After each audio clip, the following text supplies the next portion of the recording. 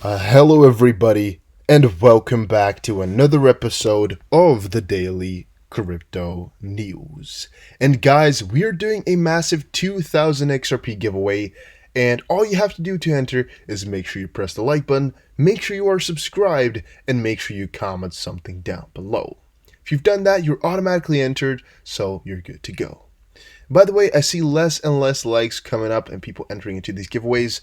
Are you guys still excited for them, or what do you guys think? Should I just lower the requirement a little bit to maybe like 1,000 likes for then like 100 XRP or something like that, which is just easier to hit, so we can just give away something like maybe twice a week or something like that? Or what would you guys prefer? Let me know in the comment section down below, and let's get on with the video. So, very interesting tweet I just saw on, of course, Twitter. Comes from Al Crypto. Let's make the thread about quantum physics and XRP. Already the title intrigues me very much, since for the last few days I've been quite interested in quantum physics, which led me to quantum computers. I wanted to know the relationships between them and crypto. Guess which crypto was mentioned? XRP and XLM. Quote, the finance industry has many areas where faster and more secure processing are welcome. Using quantum computing would exponentially increase the speed of these transactions. And there's a little bit of an article here. I don't know what's going on here, guys. Maybe I should drink more water. By the way, if you're watching right now, take a water break. All right, go to your kitchen or go whatever, sip some water.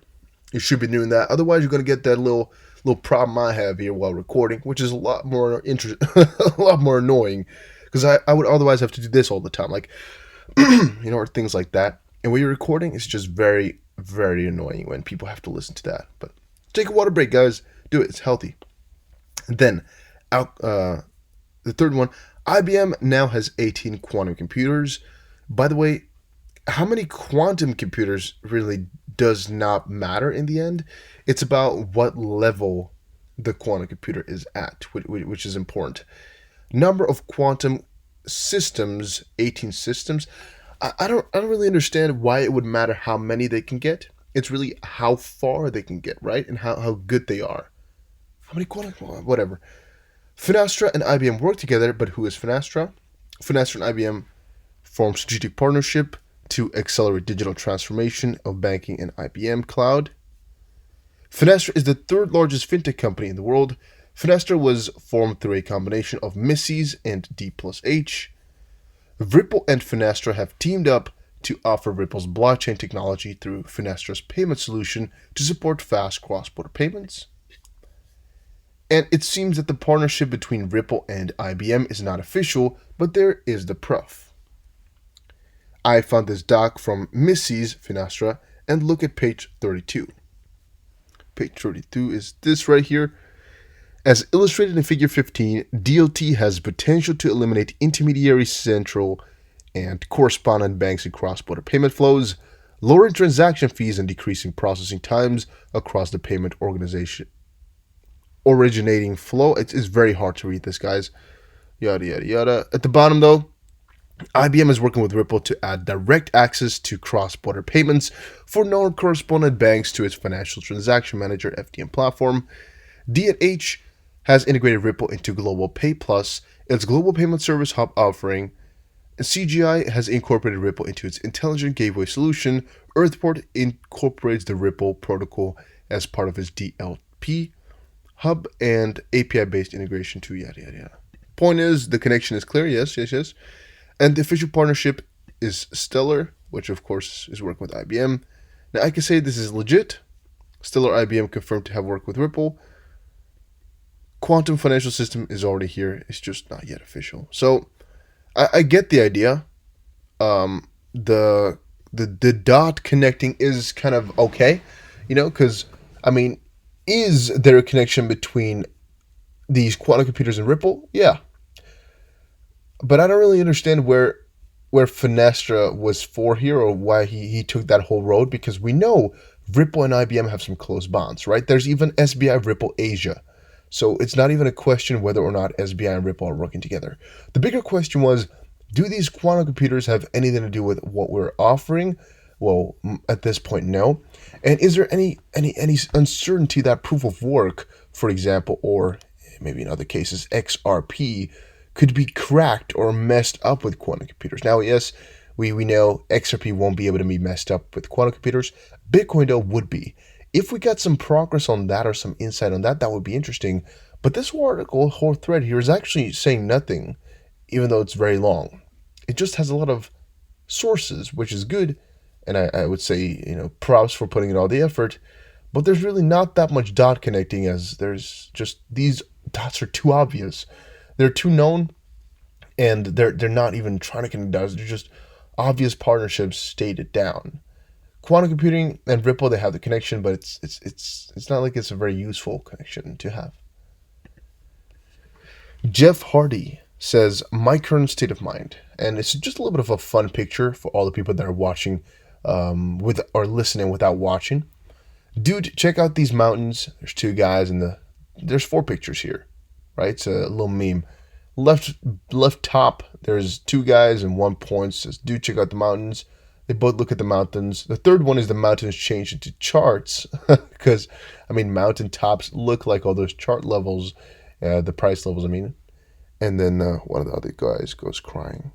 Now, the point about this one is, really, if you look at charts too much, you're too involved with prices, you're too involved with trading.